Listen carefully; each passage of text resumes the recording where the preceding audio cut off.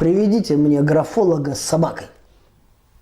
Пусть меня обыщут с пистолетом, пусть подушки разлетятся пухом, но ее осколка не найдете.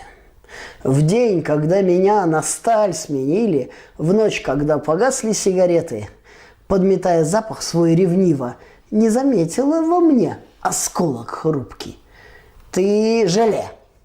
Ты годы мне испортил. Я слепа была, я идиотка. Он силен, он сталь, он не летает. Кстати, что-то я забрать забыла.